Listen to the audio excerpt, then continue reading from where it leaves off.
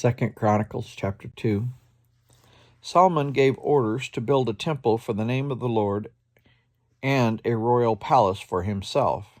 He conscripted 70,000 men as carriers and 80,000 as stone cutters in the hills and 3,600 as foremen over them.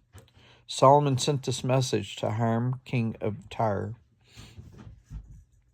Send me cedar logs, as you did for my father David when you sent him cedar to build a palace to live in. Now I am about to build a temple for the name of the Lord my God, and to dedicate it to him, for burning fragrant incense before him, for setting out to consecrated bread regularly, for making burnt offerings every morning and evening, on the Sabbaths, at the new moons, and at the appointed festivals of the Lord our God. This is a lasting ordinance for Israel.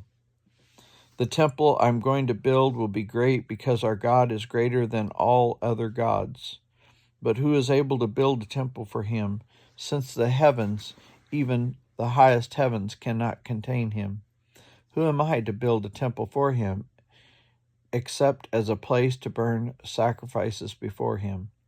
Send me, therefore, a man skilled to work in gold and silver and bronze and iron and purple, crimson and blue yarn, and experience with the art of engraving, to work in Judah and Jerusalem with my skilled workers, whom my father David provided.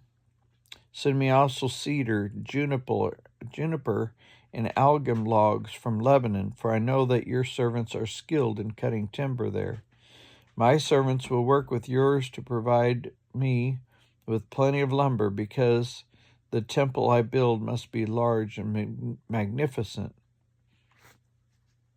I will give your servants and woodsmen who cut the lumber 20,000 cores of ground wheat, 20,000 cores of barley, 20,000 baths of wine, and 20,000 baths of olive oil. Hiram, king of Tyre, replied by letter to Solomon, because the Lord loves his people, he has made you their king. And Hiram added, Praise be the Lord, the God of Israel, who made heaven and earth.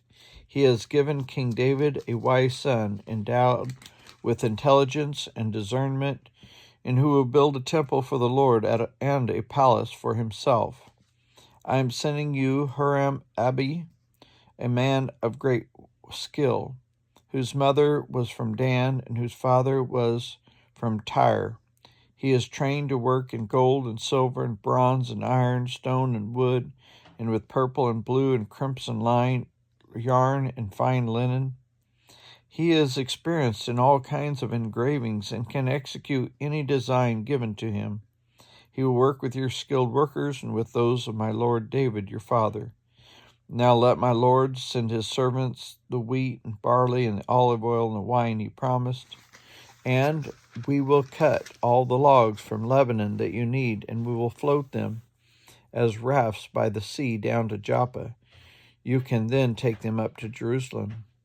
Solomon took a census of all the foreigners residing in Israel after the census his father David had taken, and they were found to be 153,600.